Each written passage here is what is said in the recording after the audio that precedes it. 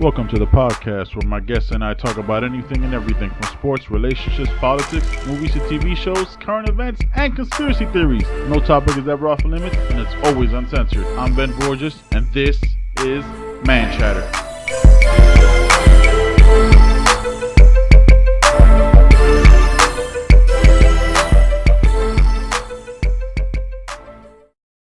This out. Oh, it says live. All right, we're in it, man. Says we're good. Says we're ready. Says we're on. Yeah. All right. Yo, man. So let's just jump right into this shit.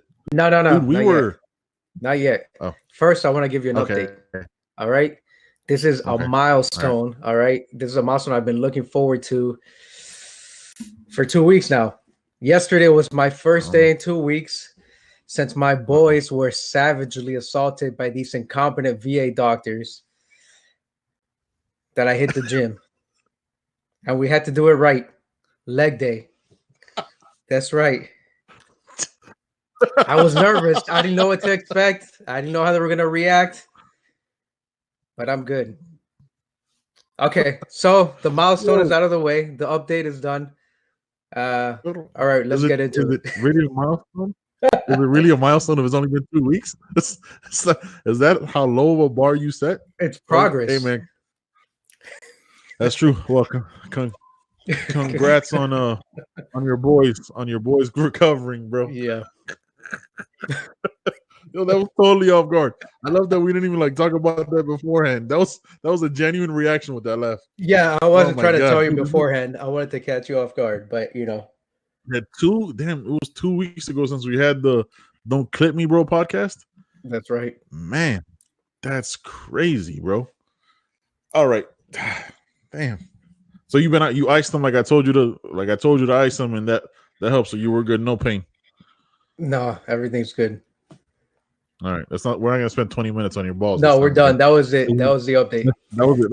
Let's just move right past it.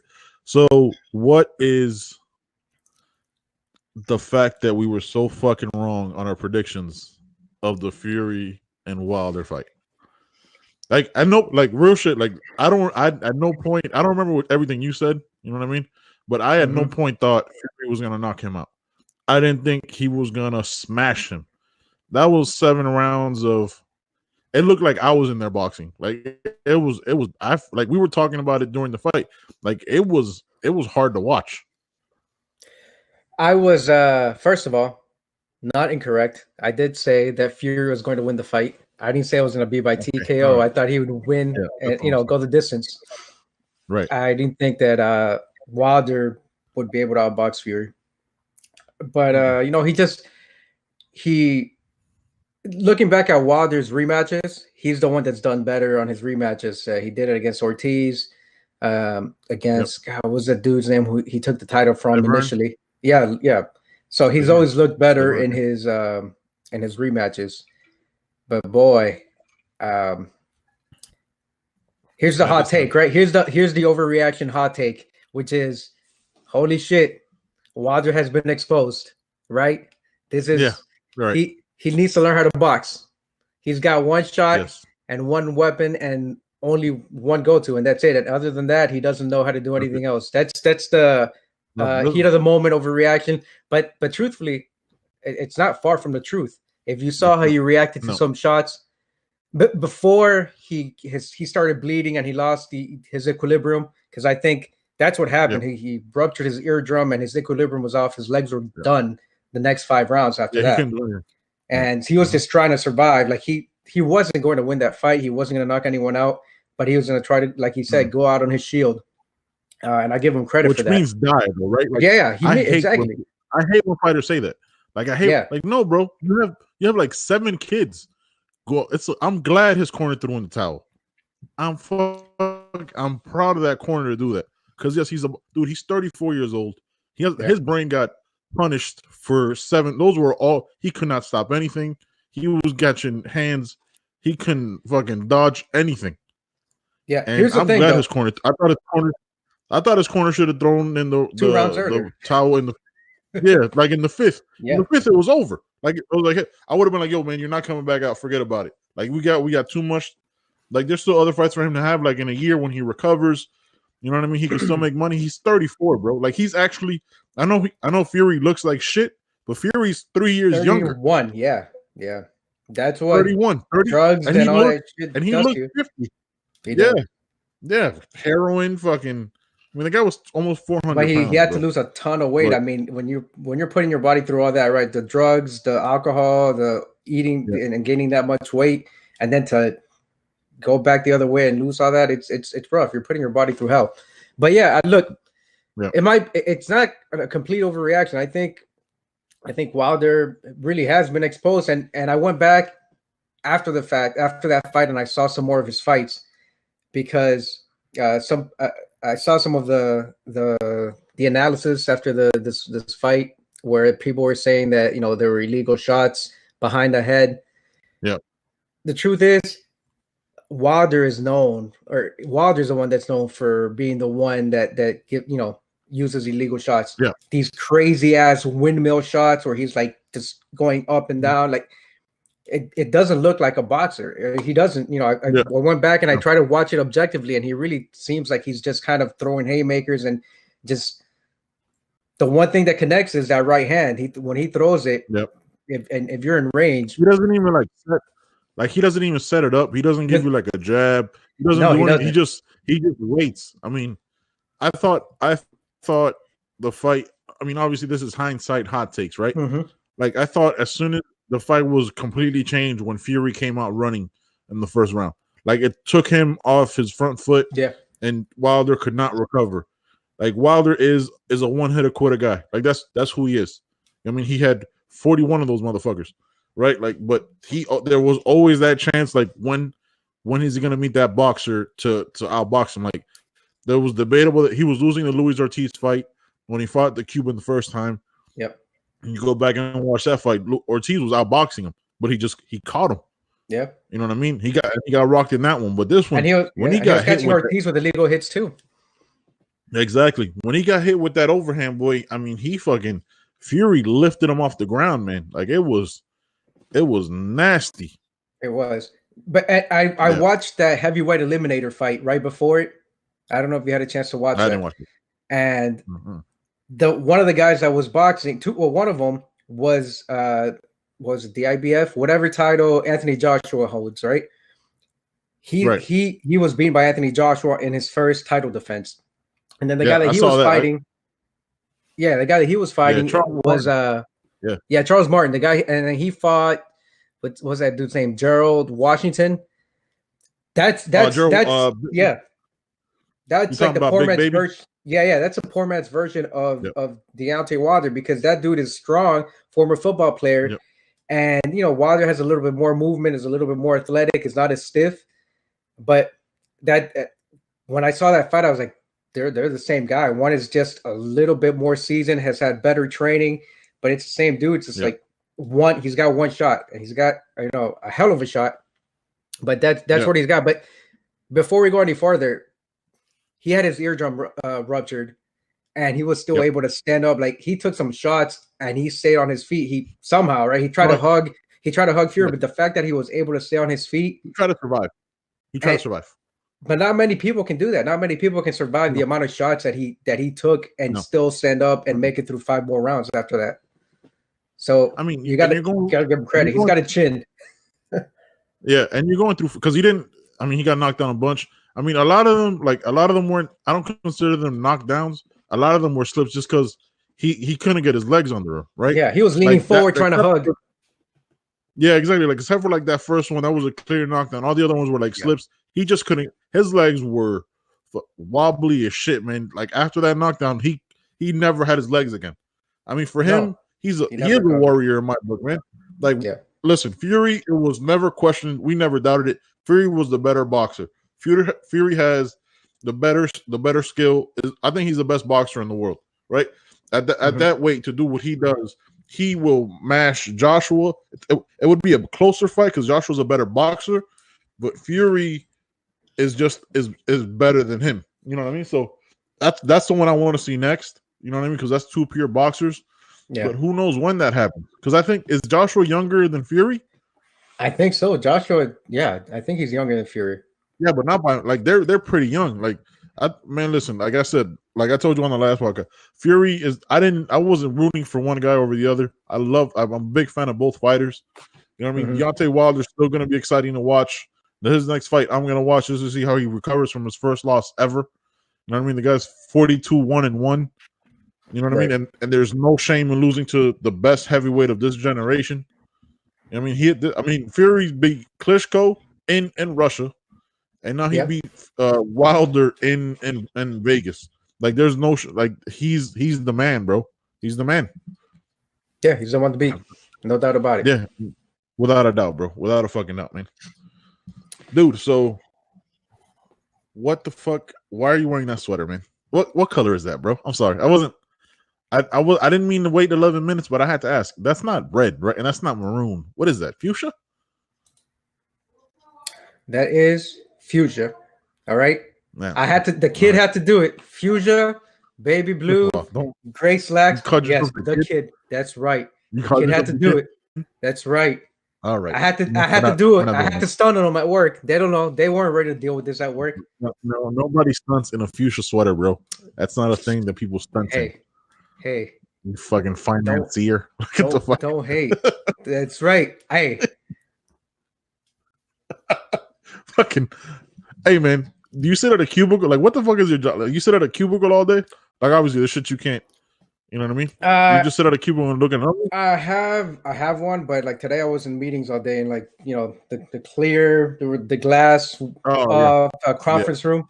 So I was sitting in a conference room all day talking to Army folks of all people, talking about audit and stuff. I mean, I can talk about that. That's a general term. So right. That's a lot of my time. I'll sit in a cubicle, but a lot of it is meetings, conference calls. I try not to sit there if I can help it. And then I work from home 2 days a week, 3 days a week sometimes. So the more time I'm away from my cubicle, the better. Yeah, because it snows and shit there, right? Like how far? Like you know how to drive in the snow? Like do you have to? How does that? I've never driven in the snow, so I have no idea. Yeah, I mean, I was stationed in Korea and South Carolina. It snowed a little bit in Tennessee and Washington State, and now here is obviously the thicker snow, the worst, you know, the worst weather. But I'm used to it, and I live 22 miles, give or take, from the office. So that's not close. No, it's a 30-minute drive, and I leave at 5:30 in the morning. That way, I can get home by 3:15. Because it's still 8 hours. Like no matter what, so the time you get there, it's 8 hours. I have a flexible window, so I can go in anytime between 6 and 9:30, and so I just choose to go in at 6. So I'm done by 2:30, and I'm at home by the time my kid gets home. My youngest one gets home anyway. But and then if it snows and I just don't feel like going in, I'll just say, "Hey, I'm working from home today." So that's awesome, man. That is. That's some good shit, bro. That's what the fucking fuchsia sweater gets you. I'm telling you. You just don't know. I don't know. I have no idea. Episode 100 though. Watch your motherfucking back, homie. Watch your motherfucker. I'm coming through with the stunt sweater. Watch. I'm coming through, man. I got the two Jonathans are about to get stunned. Dude, I hate how that neon green. That was a great weekend for me. What was that? I mean, what was the score? What was that Real score? It wasn't bad, was it? 1-0. Yeah, it was 1-0. 1-0. But to me, they got their ass handed to them because they shouldn't have lost. No, they did. First of all, we could talk about this. Eden Hazard has been one of the biggest disappointments. Yeah, injury of like. Well, no, he can't. First of all, it's worse than that. He came in fat, right? And like fat. Like he came in fat. Like I remember his jersey in preseason. I was like, is this motherfucker wearing my jersey? You know what I mean? Like it was a big fucking jersey, bro. Like I've never seen a soccer player with a jersey that big. Like it was like long sleeve and baggy. I was like, oh, this isn't good. They're trying to hide shit. So he came in out of shape, and that just destroyed his whole season. Like they're actually better without him on the pitch, and he's their big. He was 100 million pound signing. Yeah, it's funny that you mentioned that. What the fuck is this? Because they had a. You got Griezmann. I was looking at a couple, that dude too. But I was looking I saw something a couple months ago on Instagram where they were talking about Hazard and Ronaldo, like the differences between their fitness. And so Hazard's like proudly like taking Instagram selfies of how he doesn't have a six pack and how he's got a dad bod. And I'm like, oh, okay, this is the dude that they spent 100 million pounds on. All right. Yeah. I did not like the signing at all, bro. I don't understand. First of all, I don't understand why you spend that much money on a 28-year-old. That's way too much money. Like in any sport, to give them 100 million pounds, you could have spread that out and got some better guys.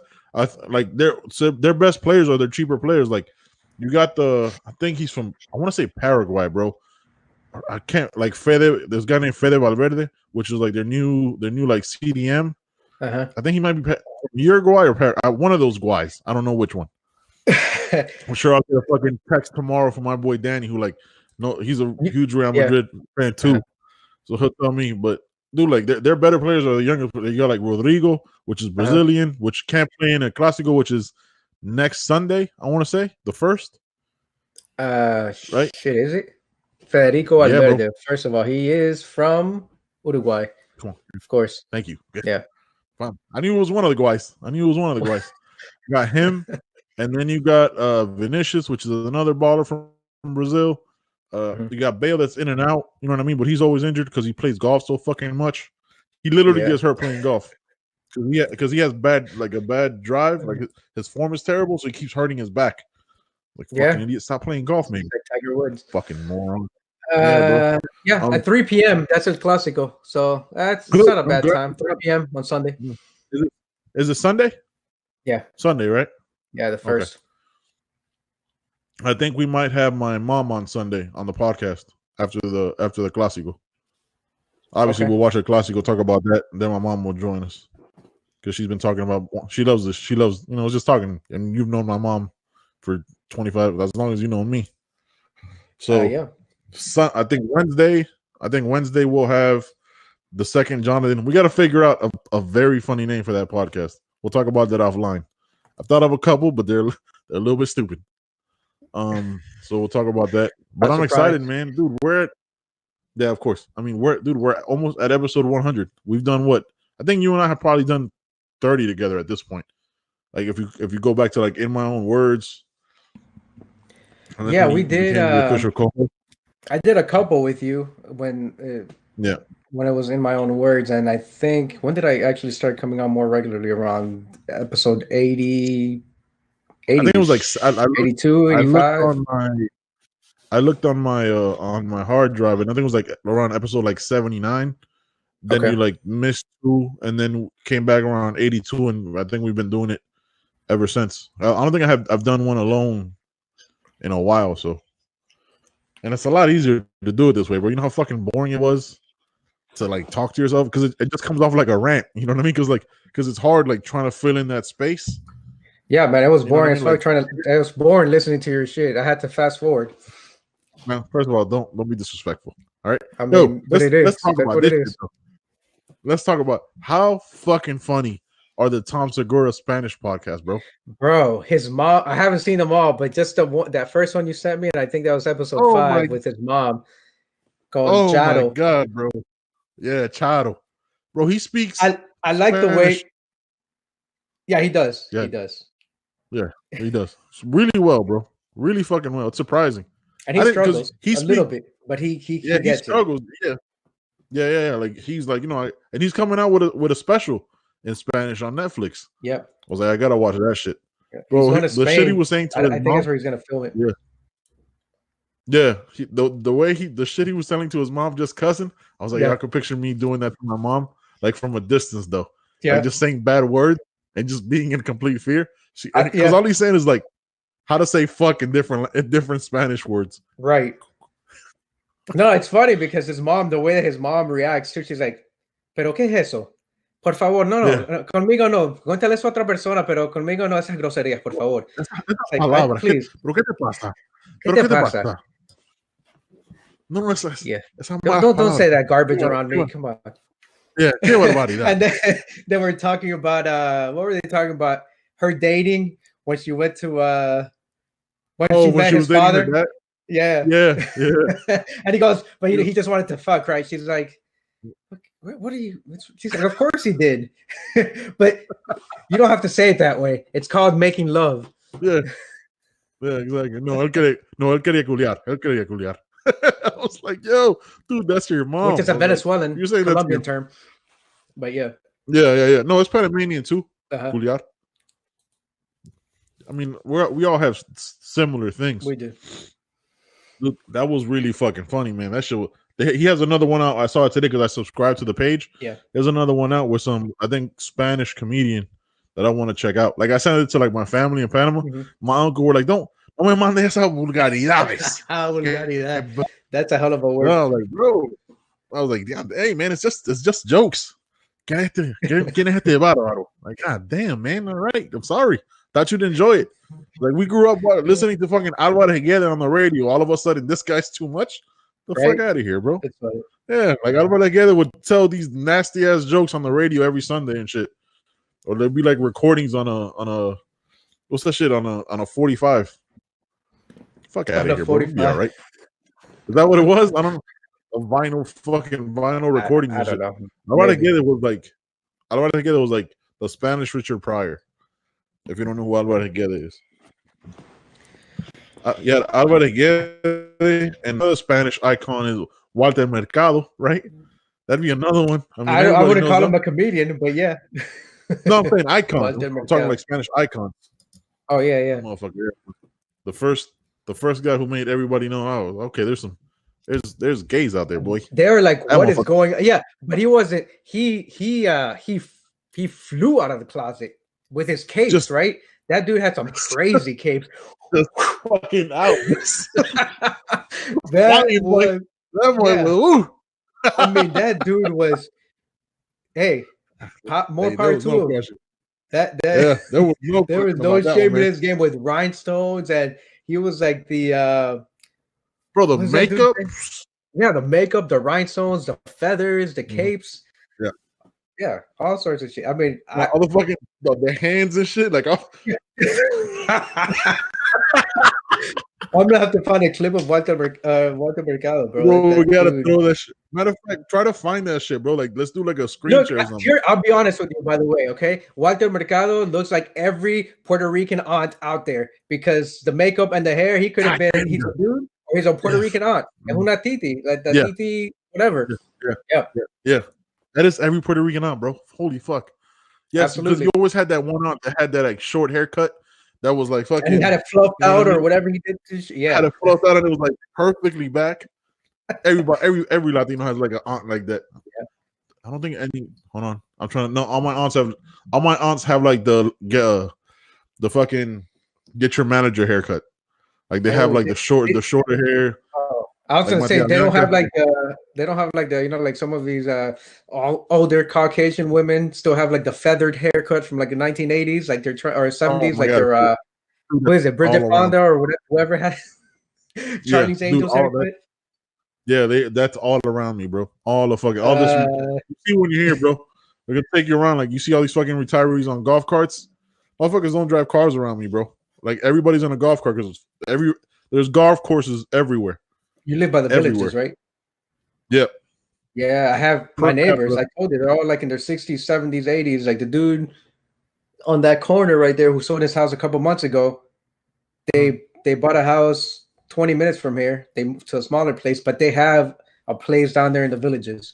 Like that's dude, it's insane, bro. It's the fastest growing city in America, right? They're actually overgrown it. They're like, if you remember, like Central Florida, imagine it's almost Ocala to Orlando, like that, that type of space. Like, everything is just like a little sub city or whatever. You know what I mean? Like the subdivision of the villages. Like, it's just overgrowing and overgrowing. That's why, like, my taxes, mind you, I'm probably 35, 40 minutes from the villages. So imagine that as far as miles, right? My taxes in my community, in my city, went up 26% to make up for them. Jesus. Because that's how fast they're going for the roads. And dude, I think my wife told me that they have like 8 to 11 houses, 8 or 11 people move there a day. You know what I mean? Or are buying houses because they just buy like fucking like cookie cutter homes. Yeah, that's all they are. They make them. Yeah. These are all 50, 55 plus, 50, 55 plus, like living communities. So yeah. I don't know. I don't know why old people want to live with old people, but hey, whatever. I don't know. dude. And listen, this is. I know I take my. Everybody's white, bro. Like, so yeah, I always, bro. Like, I'll be honest with you. I don't. Like, I know I talk a lot of shit, but like I would think that like there'd be a couple sprinkled in that are like Hispanic, maybe a couple, because you know what I mean. Like, people of that age should be all, you know what I mean, all people. It shouldn't just be one thing. No, so it was like when I go ahead. Sorry, you know what I mean. Like, we went to, like I told you, we went to for Valentine's Day. We went to like Ale House, right, to eat, because that's where our first date was. It's kind of like where we go every Valentine's Day and shit like that. I know, whatever. So we went there, dude. I was the only Hispanic person that wasn't working. That was a customer. There was like another couple that was like, there was like a black couple. But the Ale House, you've been to an Ale House. Yeah. The Ale House was fucking packed. Like, there wasn't any. We had a 30-minute wait. Bro, I was the only Spanish man sitting down, not working. Like, that's growing up where we grew up. That's kind of mind blowing. Yeah. Where like everybody's old. Like, I'm like, and I'm looking around, I was like, bro, like there isn't like a Hispanic person that retired here. There isn't like a Hispanic man that like sold the business, you know what I mean, and retired early. Like, not one. Like, that's kind of tough to see, bro. I'll tell you why. Because those are 55 plus living communities, right? And maybe there'll be like black dudes or women, black people, Hispanic people that will say, okay, I'm gonna go ahead and wear the fuchsia sweater and the polo and the slacks to work. But there's no way in hell they're gonna retire one of these like designated communities for like, you know, you'll play the game, do whatever you gotta do while you're, you know, climbing the ladder or whatever you want to call it. But we're not retiring in one of those places. There's no fucking way. No. Not happening. Because you know what they all wear? They all wear white shorts with white polos and white K-Swiss or whatever in their golfing outfits. No, I can't do that. It's usually like it'll be like the white New Balances. I can't believe I said K-Swiss, by the way. First of all, I was gonna let that slide. I was like, nobody wears K-Swiss anymore, bro. I think I had one pair of K-Swiss shoes ever, and that was because they were I think I still have them. They were the Miami Hurricanes. They were the only shoes I could find that were green and orange. That have like that. I bought them at all Canes. Like, I want to say like 20 years ago, and like I still have them, and they're pretty clean because I've worn them twice, maybe. Like and I only wear them to games because they have like the reversible tongue. You know what I mean? Like one green's, one orange, not bad. Yeah, but they don't wear K-Swiss, bro. No, it's here you go. The 3 old white people shoes. Skechers. Crocs. No. Crocs. Numero uno. Of course. Okay. I'm gonna go on a rant about Crocs here very soon. Probably not today, but very soon. All right. Maybe today. 2 is the white New Balance. Is the white New Balance with hard end, with yeah, and then the white fucking Nikes. That's it, bro. And then they'll wear their like the higher end people don't really go to Ale House. They'll more so go to like Outback and shit like that. But dude, like these places are always packed. Here's one thing I'll give them though, because they pay such high property taxes, and these are some like rich, for the most part, rich white people. All the stores you go to, like the run-of-the-mill stores, like a Publix or Michael's or Best Buy, are the best versions of that store. I bet. Because that, you know what I mean? Like they're always fully staffed because they got to deal with older people. Dude, it's the best. Like the Walmarts, like there's a Walmart 25 minutes from me. It's the best Walmart I've ever been to. Like, dude, they have like it's so different, man. It is so different. Like it shows you how shitty Miami taxes are. And like you go to that shit, is like it's the biggest Walmart I've ever seen, bro.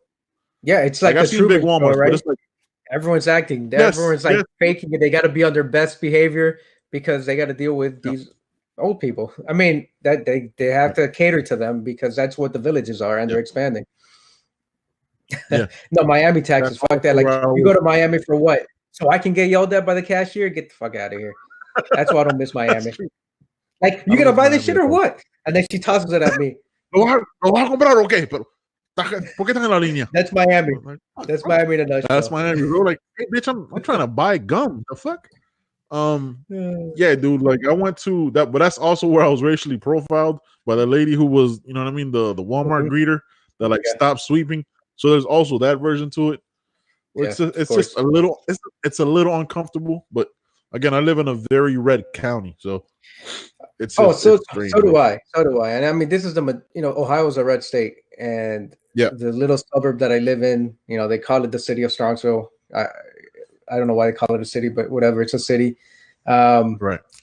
And 95, 93, 94, 97, whatever it is, percent white. But at least it's not out in the country, right? It's not rural. They're not just they're exposed to other. They just so happens that the majority of the people that live here are Caucasian, and we pay higher property taxes here, right? That's what you kind of have to do.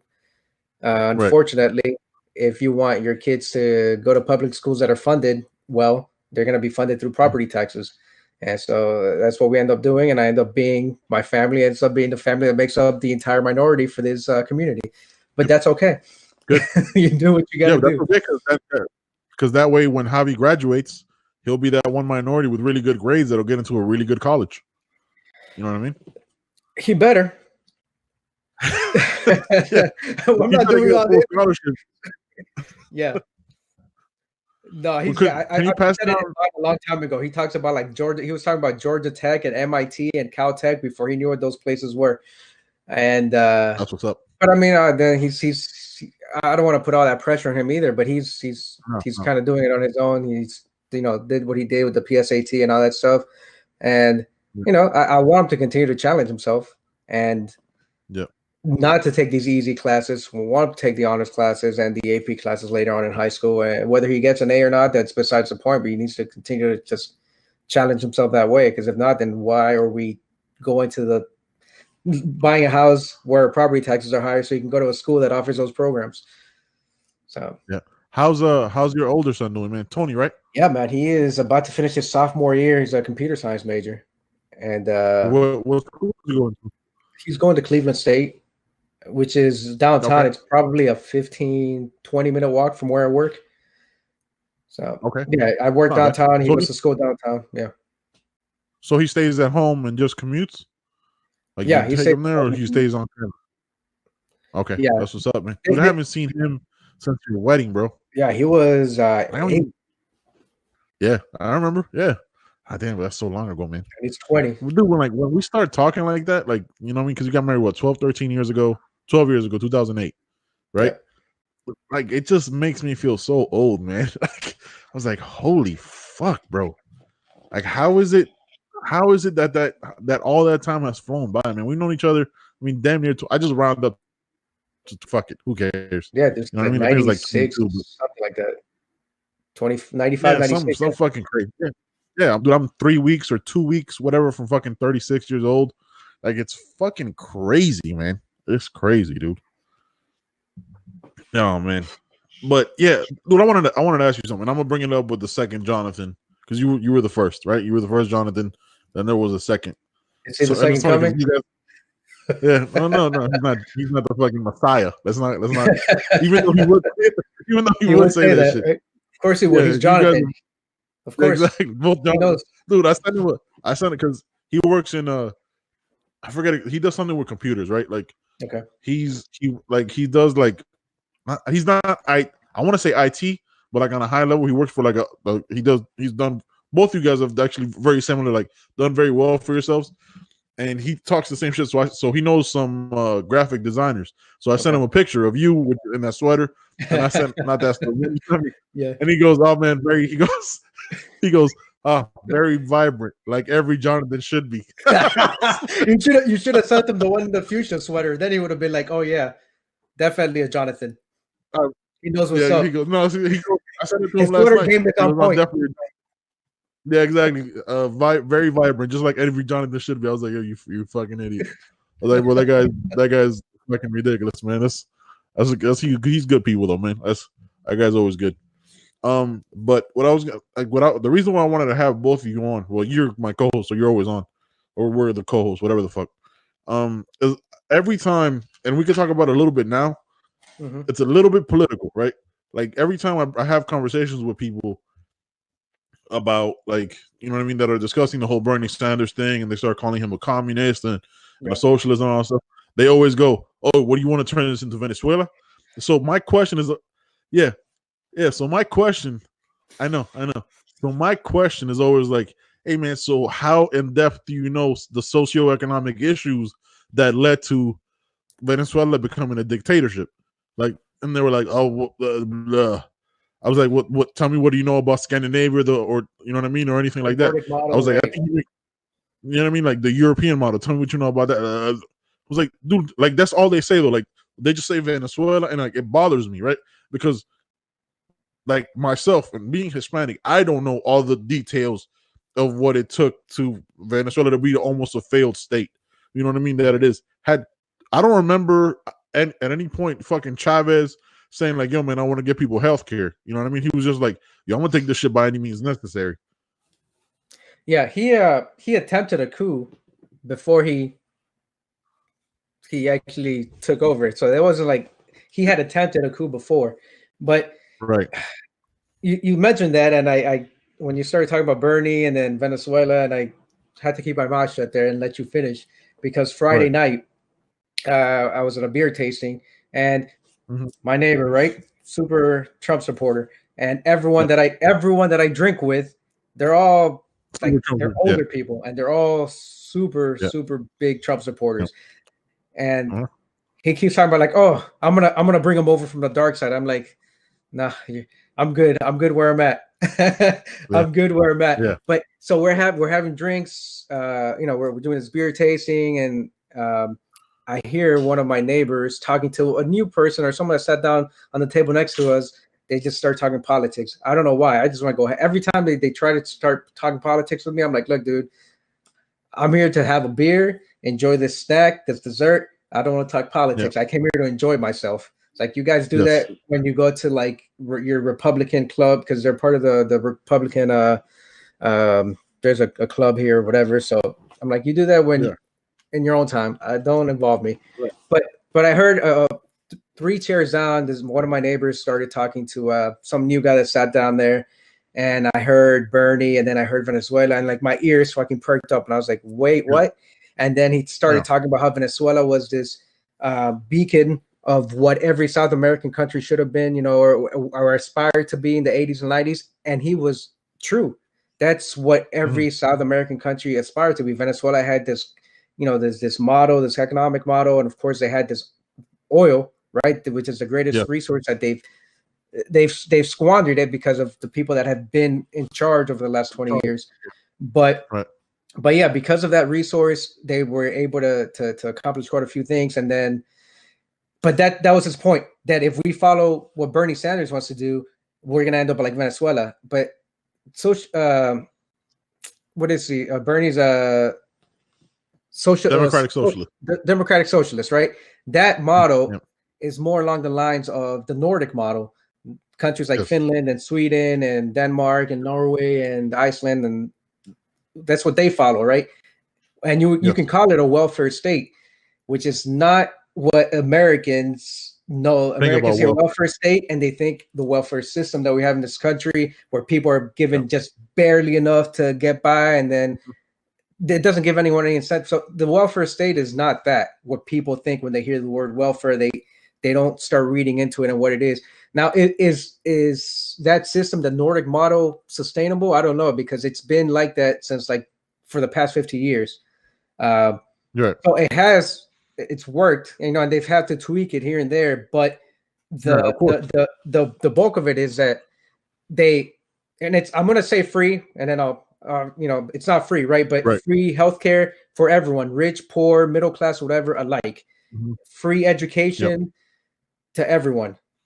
Now, it's not free because your taxes are paying for it. But I read a quote somewhere where I was reading an article by some. I think you said it to me. Yeah, I said to see why people from Norway, I think, or Denmark. Not everyone's happy paying more taxes, but why a lot of them are, and they say, "Well, I don't see it as I don't see it as paying a tax. I see it as investing in society and investing in our country." Right. And that's a mindset that you have to have as like an entire group of people and as a country. That's a cultural thing. You know what I mean? That's not in order for that system to work. But it's not Venezuela. That's not what Bernie's talking about. It's more along the lines of the Nordic model. And again, I think they use a different model, and then in the 70s they kind of changed it to what it is today. But it's not. They're not. It's not communism. It's not socialism. It's a competitive market economy. Like it's not socialism. Private industry. But they have private industry. A lot of stuff is state run, or a mixture of state run and private industry. But it's not outright socialism or communism like these folks make it out to be. And I said nothing because at that point I was enjoying my beer. I was drinking a double IPA. I was like, yeah, I'm not gonna get involved in this shit. This beer is too good for me to ruin it with this conversation that they're having. So what brought it on? Like, I didn't want to talk about it on the last podcast because we were talking about the whole Fury Wilder thing. Yeah. And like what brought it on? I was working on Thursday, and I'm working in a more, I guess you could say, more rural area, right? Yeah. And we're talking in the room, and I was like, so it was Thursday, so it was like right after the debates, and everybody's like, oh my god, they're all communist, like all that shit, right? Oh, they're all communists and social. I was like, dude, like there's clear differences between these people. Like there's conservative Democrats up there. There's people that take super, like, you know what I mean? Like whatever. So, and everybody was like, oh man, you just want stuff for free. You guys are just so entitled. I was like, no, man, like think about it like this. Like I had to like take an oath to possibly die to be able to afford college. Right? Like when you put it in that context, it becomes like that. And I still have a school loan. Like what you're asking kids is to pick themselves up by the bootstraps, right?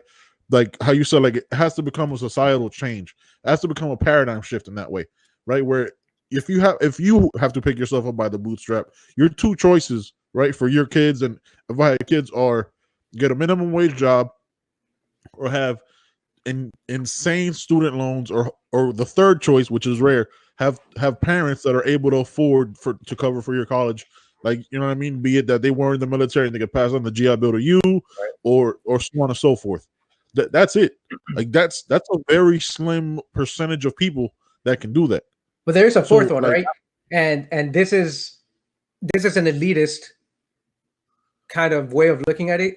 And I look at it from that way because I probably fall into that category, and my kids, one of them falls into that category, and the youngest one probably will as well, which is you can have the grades, right? Yeah. Now, and you have to have like very like high off the chart SAT scores, and maybe not off the charts, but above average SAT scores, above average GPA, in order to get these merit-based scholarships and grants that, you know, earn your way in, right?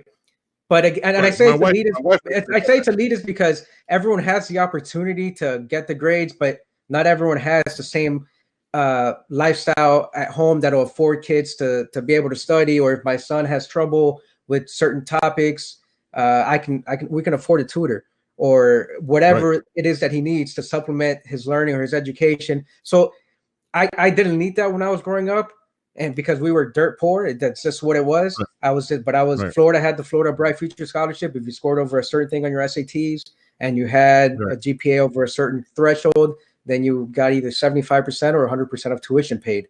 And so there are those opportunities, but these countries provide free education for everyone.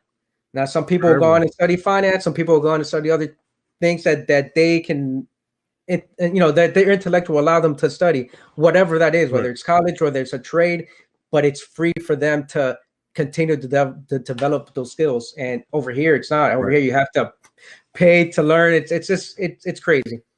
You know, I'm fortunate that I was, exactly. No, go ahead. No, go ahead.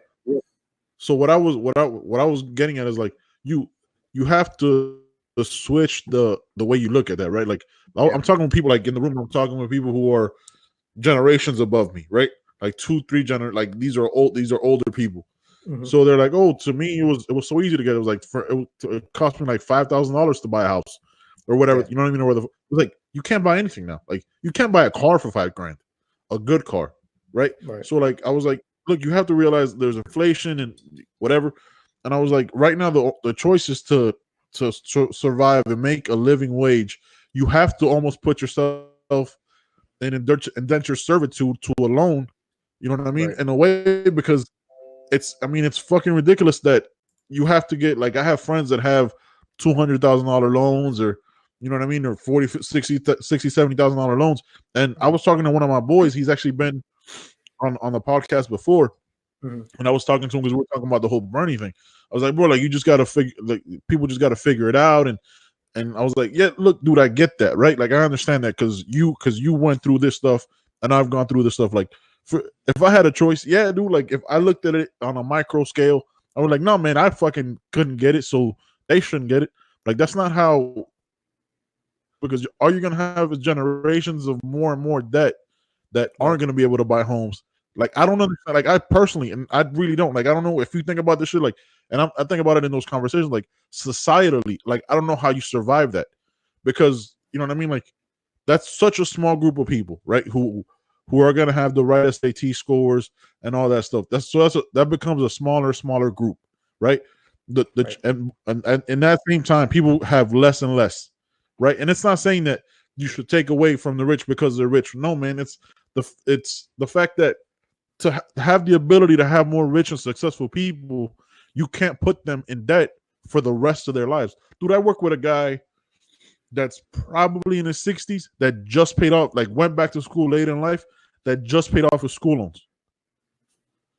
You know what I mean? Like he was a nurse and then he became a CRNA, like when he was in his 30s, and he just paid off his school loans. Like Jesus. Like how is that? Like that's now, and he had money. Like CRNAs make money. You know what I mean? Like how is it that like you can survive otherwise, bro? Like I personally I don't understand it. Like I don't know why people think like that it's this attack on rich people. But yeah, dude, the fact that one person has more money than 125 million people combined is fucking bananas to me. Like when you put it like that's so much, bro. Like that's so much. Can't knock him, right? But he also didn't make that money on his own. He didn't make that money alone. He has employees and he set up the right deals and shit like that. Like there's a lot that goes into making 60 billion. Right. He didn't just wake up, stretch, and create some shit, $60 billion. That's not how that works. It's not real life. So I don't know what else is sustainable, man. Like I honestly don't. Like I don't like we're at this point because generations above us were like, yo, man, everything for me. Everything for me. But everything was cheaper for you. Everything. You know what I mean? And now, like, how is it? Like, it's, I don't know. Like, I'm not, dude, like, for people to be like, oh, it's communism and all this. Hey, bro.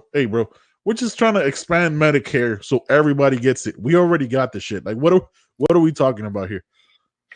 Yeah, but look, that's the thing. I've said it multiple times. I don't know what it's like to have to worry about healthcare. I was in the Army for almost 12 years, and now my wife is retired. And we have TRICARE, and it's $300 a year, and she has free healthcare for the rest of her life because of the VA. I need to get my ass in gear and get myself submitted before I run out of time, so I can have free healthcare for the rest of my life. But still, what we have now with TRICARE, it's ridiculously low. You know, we have the cap that, you know, the most we'll pay out of pocket is $3,000 a year, right? Which some places have crazy premiums, and then that cap is like $5,000 or $6,000, the catastrophic cap or whatever they call it. So deductible shit. And when I was in the Army, we paid $300 now because I'm a civilian. But when I was in the Army, we paid nothing, right? It's all supported by taxes. It's not that it was free. Someone's paying for it. Taxes are, and we have countries that are making that system work, right? The Nordic model, like I said, Sweden and Finland, those other countries that are making that system work. And all I've noticed that system, as far as healthcare, why can't we, and education, because of the GI Bill and all that stuff, and things of that nature, why can't we make it work for everyone else? I've experienced that, and I only wish that everyone else could. And I know other people will say something. I've had this conversation, and the response is, well, you made the sacrifice. You joined the Army, you signed the paper, you raised your right hand, and you took those risks, and so you deserve it. I'm like, yeah, but this guy deserves it too. You know, he didn't do that, but he's working 2 jobs, making minimum wage, trying to support his family. Does he not deserve it? That's the weird he's making different sacrifices. That's the weird thing, right? Is like, you don't join the Army for your benefit, right? Like you don't join the military for your benefit. It's selfless service, right? Like I'm willing to risk my life so the person next to me you know what I mean, or behind me, or the people back home can be safe. Like, and the fact that I get to have a benefit that they don't have while I was willing to give my life for them doesn't, you know what I mean? It doesn't quite compute, man. But it's just strange, right? Because like in Panama, right? Well, we talked about it. Like, dude, they don't pay for private health insurance. Right. It's paid out of their Social Security. Like, they have a Social Security, everything's covered.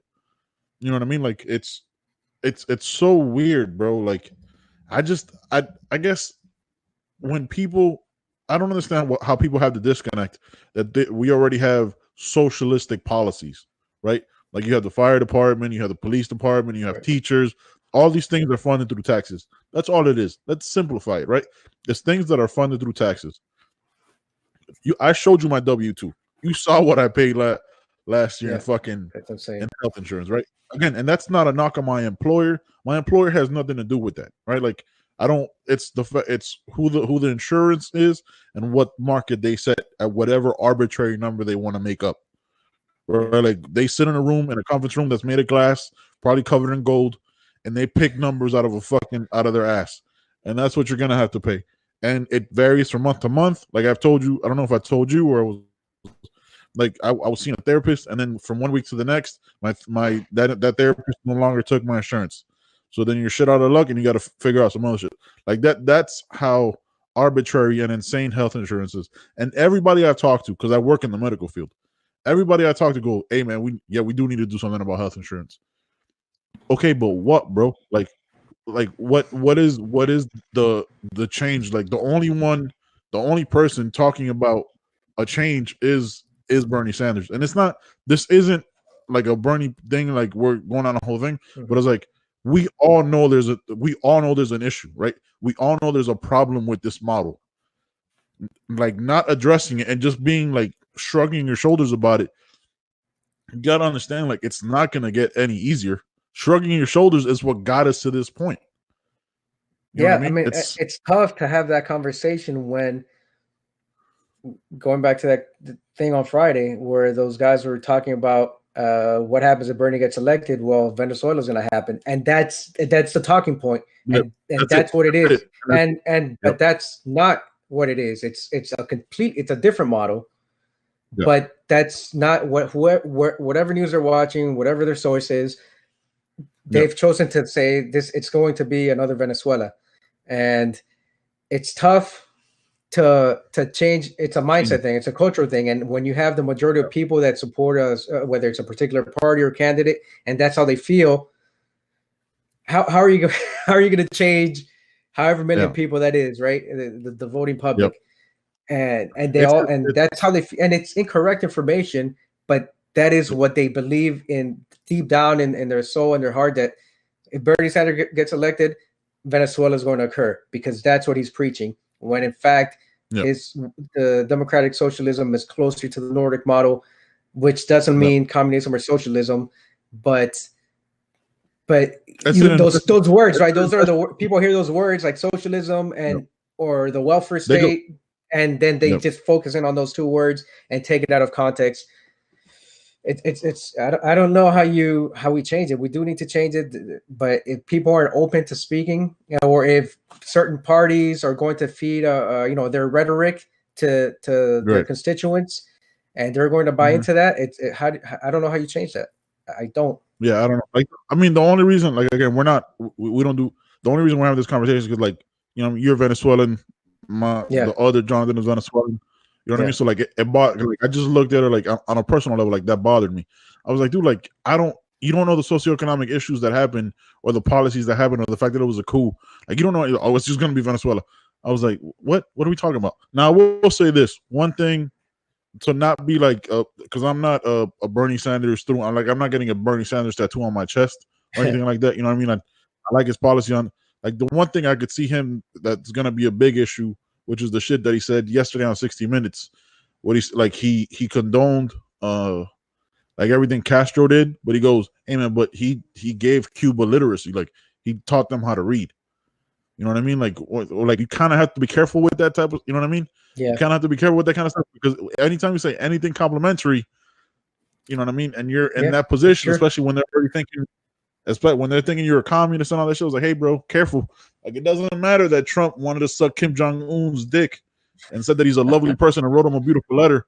Like, everybody forgets that shit, but right? because they know you're that Bernie is an actual threat to the super uber duper wealthy, you gotta be like, that's what, you know what I mean? You gotta be careful with that kind of shit. So I didn't like that. I was like, hey, bro, be a little bit smart in that situation. Yeah. But that's what he believed. You know what I mean? Yeah. Bernie aside, I was reading earlier today, Warren Buffett or his company, he and I think Charlie Munger is his vice president. They paid $3.6 billion or $3.1 billion in taxes this past year, right? Mm-hmm.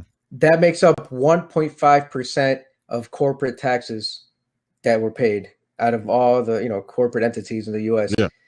His company makes up 1.5%. I'm not sure how much Amazon paid this year. No, I know that it was zero last year. Yeah, I think it was I know that zero. it was nothing last year. And so that's what we're getting at when people are like, you have companies like Berkshire Hathaway that are footing their part of the bill, and then Amazon not paying anything. And look, I get it. You have lawyers, you have attorneys, and they are legal loopholes, and you're not breaking the law. You got lobbyists. Right. Yeah. You have lobbyists. Exactly. And you're not breaking the law. But people are going to defend that. No, please don't tax Jeff Bezos. Don't do it. No, the thing is, like, again, like, we're talking like the overarching thing, like, which is what we tend to do. Like, people actually think that, like, I think people have this belief. Not all people, right? Because people aren't a monolith, but like that one day that might be them, so they don't want to get taxed, right? When reality is you're probably, it sounds fucked up, but you'll probably die in debt. You know what I mean? You'll probably, you know what I mean? You'll just trying to figure it out. You'll probably have to work up until the moment you die because you're not because your 401k or your whatever the fuck is like dependent on some arbitrary Wall Street shit that might or might not be there. Your Social Security might or might not be there.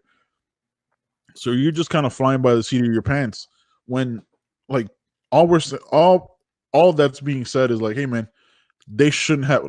If you just close the loopholes, I can't imagine how much more money we'd have. Like, that doesn't let them pay at 20 or 15% tax bracket rate. That's lower than people who make less than $30,000 a year. You know what I mean? Like, that you can't get more money from people who make less. You have only people who make the most money can you take money from. We don't, you know what I mean? Like, I make less money now because of my health insurance. I take less money home every 2 weeks because of my health insurance. That's an arbitrary tax that my company, my job, nobody has any control over. You know what I mean? Like, that's so.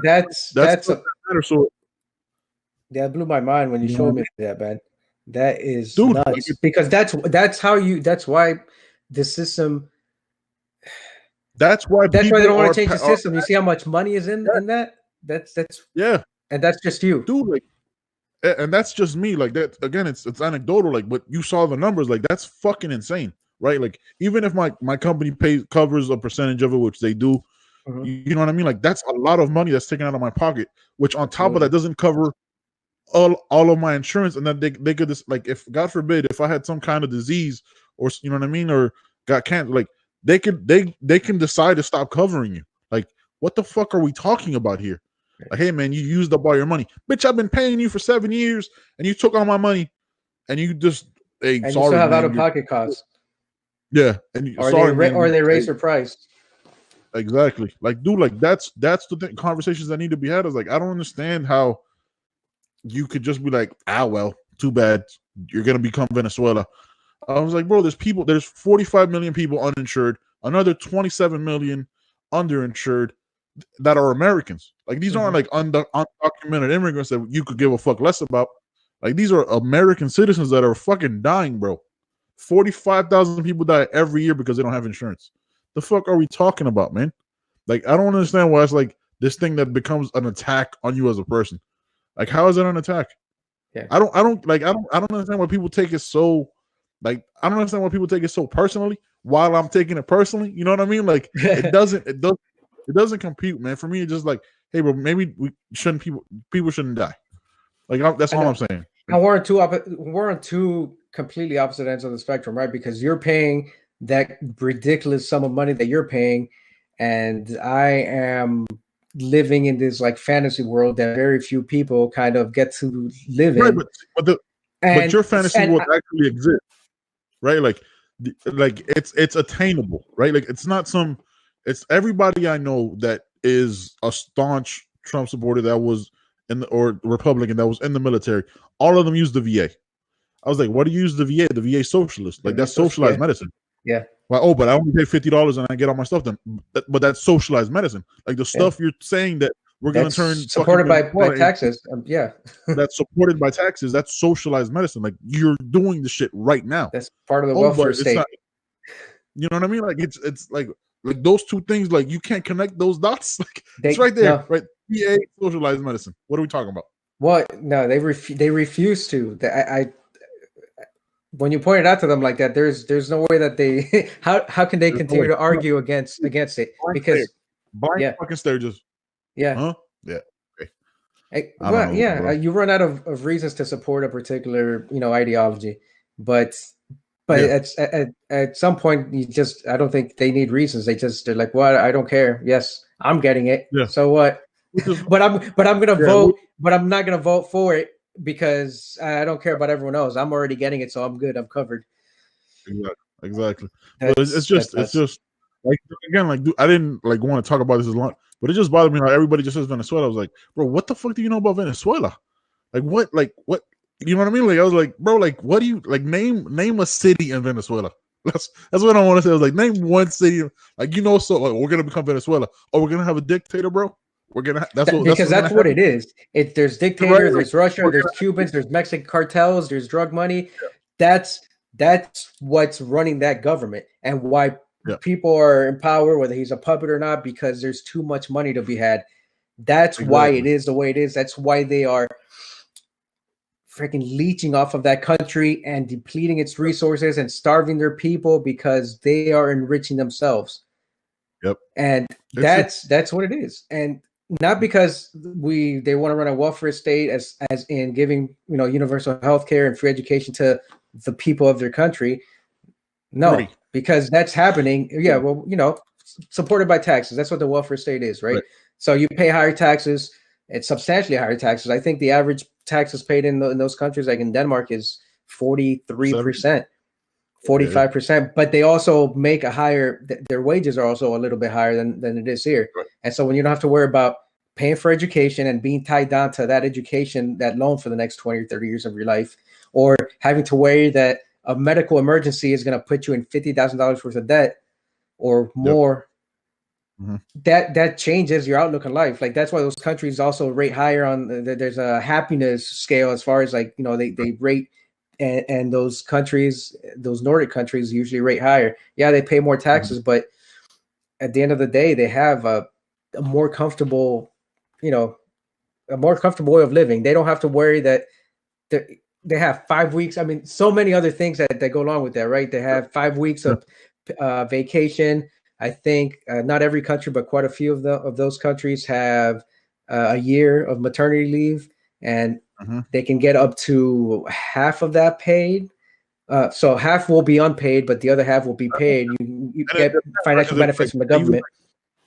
Even like there's paternal leave as well, right? Like there's paternal leave that's like half that time. Maternity leave is the whole time. I didn't look into that, but I know that they do have maternity leave, and some have a year's maternity leave.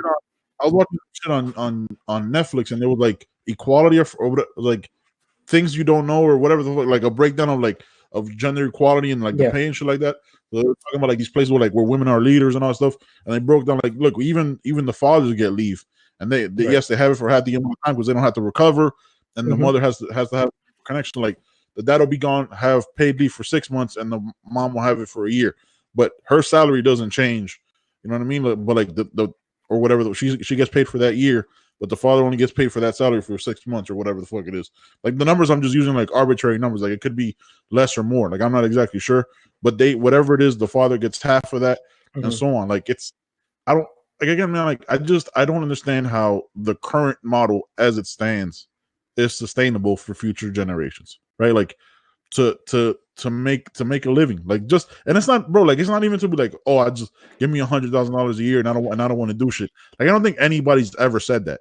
Right. Like, hey man, I just don't want to have crippling debt when I'm 22. Like I don't want, you know what I mean? And then they forbear. It's like I don't know. It's just fucking again, dude. Like I didn't want to talk like this shit, but the Venezuela thing bothers me because like, bro, two of my best friends are Venezuelan. I guarantee you don't know a fucking Venezuelan. The greatest, you know what I mean? Jonathans. The two Jonathans, bro. Two Venezuelan Jonathans. What the fuck are one of you guys should have been named different. I'm gonna have to figure out what the fuck I'm gonna call you guys next. You have the two best friends in the world, and of course they're Venezuelan, and of course the name Jonathan. No one should have been named any different. No, you got it right. You won the lottery, by the way, my friend. You won the lottery. I did win the lottery. I have two great friends named Jonathan. That's gonna be a crazy a fun podcast. I'm gonna have to call you guys by your last name, which is funny because your name is Vallejo. His name is Parrilla, right? But he says Parrilla because he works with a lot of white people. So I'll say Vallejo sometimes, but today I was in that meeting and they're like, someone asked my name, so I was like, oh, Jonathan Vallejo. So I sounded it out for them, made sure that I was fucking with them. I was like, no, I'm gonna say my name the way it's supposed to be. Yeah, exactly. 2 L's with a Y, bitch. Deal with it. We don't know why it is. And a J. 2 L's and then a J. It's not Joe at the end. I know it's a J-O, but it's pronounced like ho. It's pronounced like ho because you like, is what you is. What they used to call me, Valley Ho, when I play basketball. Valley Ho. Ho. Absolutely. Dude, did you watch any? I was watching clips on Instagram of like because today was like the wake or the funeral of Kobe at Staples Center. That shit was hard to watch, bro. Like they had Vanessa Bryant talking, Michael Jordan. Dude, that was tough. I'm gonna have to watch it. Mel was watching it earlier, right before I got on, so I didn't have a chance to catch the clips. Yeah, I caught it on. I caught the clips on. Like Shaq gave a funny line. Mm-hmm. He was like, "Yeah, man, I'm on the court, and Kobe won't pass it to me." And he goes, "Hey, man." And Shaq goes to Kobe, "Hey, man, you know there's no iron team." He goes, "Yeah, but there's a me, motherfucker." He goes, "There's an and me, motherfucker." Like, goddamn, Kobe, fucking legend. That's what I'm talking about, man. That's funny. God damn, bro. Yeah, dude. Like the entire NBA. Like I think nobody had games today, so the entire NBA was there. Steph, everybody was there. You had from Jerry West to Bill Russell to Steph Curry, dude. It was powerful, man. But dude, like hearing Vanessa Bryant talk, dude, I teared up, man, because she was like, look, Gigi, like he goes, I guess she called him like Boo Boo or something. Like, Boo Boo, take care, Gigi.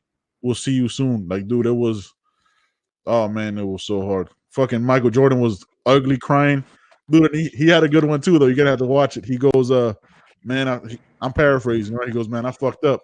Now I set you guys up for another 3-4 years of the Jordan crying memes. The whole stadium now. Because, dude, like, the thing with Jordan, like, when he cries, like, he's almost like he cries out of all his tear ducts. So, instead of, like, the couple, it's just like his whole face is I gotta watch it. Dude, how you got so many tear ducts? Like, I thought it was just, you know what I mean? Like, you get, like, the water right here, but, like, it's just fucking, just, like, a stream of tears. It was crazy, man. It's all that greatness. He's got the greatest tear ducts. He's not just the greatest basketball player. Greatest tear ducts of all time. And his wife is, I think his wife is Venezuelan. She's like from Miami too. I might be wrong on that. Who's that? Michael Jordan's wife. She's mad young. She's like 20. She might be in her 30s now, but they got like, I think she might be Venezuelan, bro. I don't know. That's crazy. I don't know. Dude, what was I gonna tell you? Good on him, I guess. Yeah, well done, sir. Well done. He actually met her in Miami by my other best friend's fucking house. Okay. One last thing, dude. I started watching. We'll end it in the next couple of minutes. Like I started watching the show called Zoe's Extraordinary Playlist. Did I tell you about this show? Was it you? Someone told me about it. Tell me about what's going on. What's up with that show? I've heard it before. It just started. Like it's on the 3rd episode yesterday. But it's interesting because like this girl is getting an MRI and they're playing music while she's getting the MRI, and then there's an earthquake, right? So like the whole premise of the show is like what she's getting in the MRI, like her brain scrambles or whatever the fuck, and now she like hears people's innermost thoughts through music, but they're like singing it. You know what I mean? But only she sees it. Right? Like it's interesting because like they have obviously it's a great fucking playlist of music, right? Like they go from like the Beatles to Nick Jonas to fucking was that song Creep? From you know what song I'm talking about. So like it has like that gamut of songs, and this is like different people. And it's really it's interesting because like you know what I mean, like everybody listens to music, right? Like everybody has songs they sing. Like, we send each other music all the time. Like you told me about Setch, the Panamanian rapper, which I haven't stopped listening to. Yeah, you had to put me on, man. So I've been listening to that. I listen to like a Louis Capaldi. Like I that's one talent, dude. Like that I wish I had was being able to sing. I can't sing for shit. I actually recorded myself the other day. It was very embarrassing. I deleted it. But dude, like that's one talent I wish I had. So we know I don't have that. It's an interesting. No, nobody. I mean, nobody. I remember my trying to sing along to Boys to Men. I remember those days. Yeah. Oh my god, dude. Yeah. We recorded that too. Listen. Yeah, singing the Jagged Edge and shit. Like, what the fuck? Oh god, like, that was so terrible. We grew up doing R&B, bro. But yeah, it's really cool because like it's that concept of like sharing the emotions through music. You know what I mean? Like it's a cool little premise, man. Like my wife hates musicals. She, you know what I mean? Like she's just not a fan, but like I really like them because I think you know what I mean because I admire that kind of talent, right? So I just like watching it for the singing, and everybody on the show can fucking sing. Like if you ever watched Pitch Perfect, it's got one of it's got like the main guy on there from that, and it's just it's interesting. And I'm a big fan of him because he's been on the Fighter and the Kid a lot. Oh wait, Skylar Astin. Is it Skylar Astin? Yeah, Skylar Astin's his name. The other guy from. No, you're talking about the Andy something, the one that the comedian that can actually not him, the other guy. The comedian was also on what was that show he had on Comedy Central? Workaholics, bro. Workaholics, yeah. Yeah.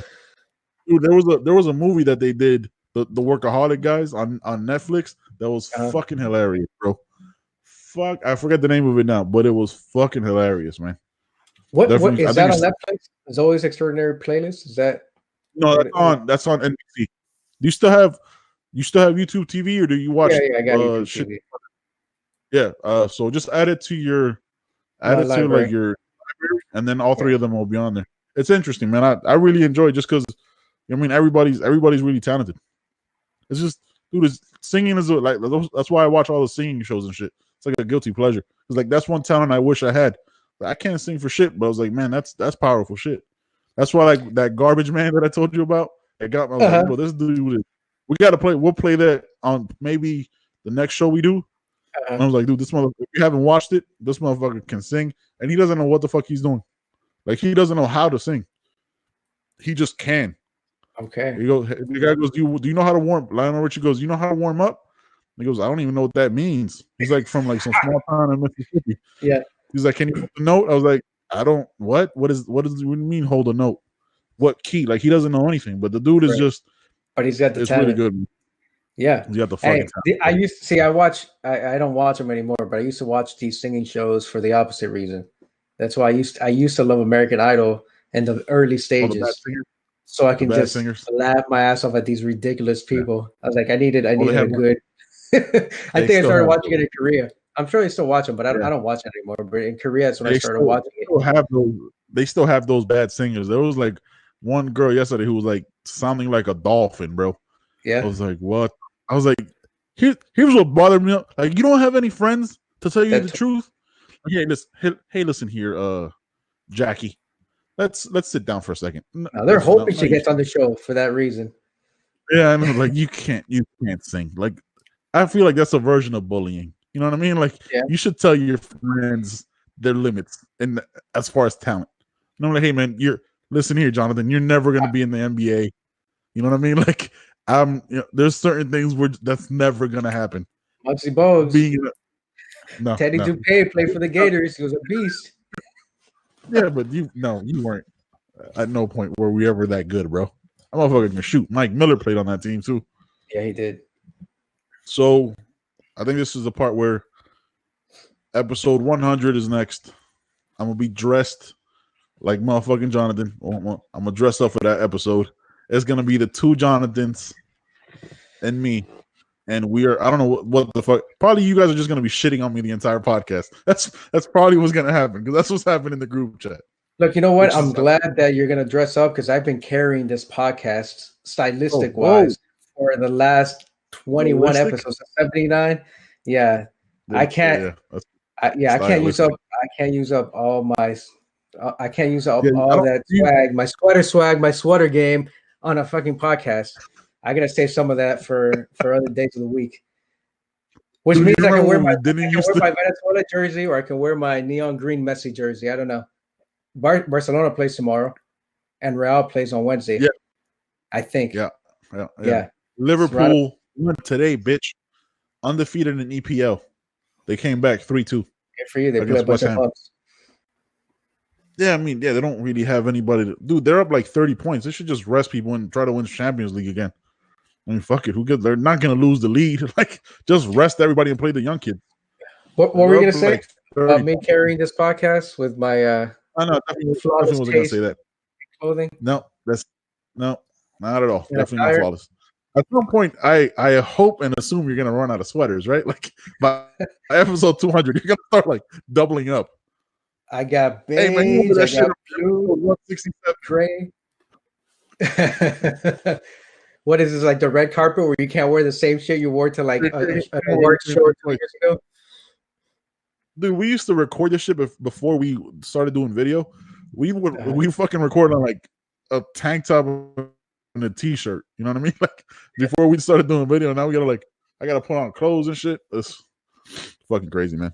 Like, at least we're not sitting in the car in a wife beater, looking like we're hiding from the cops. I don't know. What my brother. With your brother, I don't know. we gotta talk. We gotta have him on the podcast soon because I feel like he could just go. You know what I mean? Like I think that was almost like a 3-hour podcast that we did that one time, bro. I think so. And most of that was just him. That was a long one.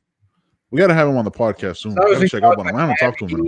We can talk Miami Heat and we just gotta stay away from politics. Yeah, no politics. No politics. Both of you are just go at it. Both of you are just gonna agree on everything, pretty much. So I can't. Yeah. No point. It's not a fun conversation when we agree on everything. But yeah, next podcast should have the new logo and the new intro for episode 100. Man, I enjoy these conversations, man. It's good. It's always good catching up. You'd think like doing 25 episodes or whatever it is now in a row, we would have run out of shit to talk about. But it's not gonna happen, man, because we've known each other too long. It's too easy to talk shit. Yeah, dude. Can you hear my dog snoring? Is it coming through the audio? I don't think so. He's like tucked in under the blanket. I thought that was your heavy breathing, your sleep apnea kicking in. No. The behind my sleep apnea as I'm talking and shit. As you're talking, you're talking in your sleep. Behind this fucking camera right here is a bedroom, motherfuckers. Like I don't have an actual studio, so like he's laying on the bed right there, and he's knocked the fuck out, bro. Knocked out because he was out all day. Like while we were doing shit around the house, like he just we don't often trust him that well because he kind of doesn't listen. He's still like barely 2 years old. But dude, like he was really good today. He was out the whole fucking day running around between me filling sandbags and Mel fucking putting her tent together. Okay. So he was just back and forth. Dude, I got properties probably like a half a mile away. So he's just running back and forth and shit. Yeah, man. You'll see it in a couple of weeks, in like a month, right? Yeah, about a month from now. Yeah, man. All right, my brother. I think we cut it there, man. That's an hour and 20 minutes. Solid 120. Yeah, recap real quick. We did not. You did. You picked the Fury victory. I didn't. I was wrong. I thought Wilder would get him. And we kind of went into the whole Venezuela conversation, man, because you know what I mean? It just bothers me. You don't even know, especially like with the other Jonathan, like we'll talk about it with him, but dude, it's insane, man. Like I don't like that talking point because if you don't know Venezuelans and know Venezuela and know what it took, I don't think you should just leap to that conclusion. Yeah, you know what I mean? And I mean, not even that, to the fact that they just link what democratic socialism is to that. instead of to the model that it more closely resembles. And that's, I think, the real issue there. That would mean that people are going to do research and make their own opinions and make up their own minds. Right. That does, you know what I mean? That doesn't happen for a lot of people. They just go, identity is this. This is what I attach it to. You're a fucking communist. Like, oh, okay, all right, well. Hey, before you forget, sure, bro. I know you did a recap. Also, I'm doing deadlifts and squats now. The boys are back in business. Why? Okay, just end it there, bro. Fuck. All right. You had to talk about. You got anything else to say? I'm good if you are. I'm good, brother. Catch you Wednesday, brother. All right.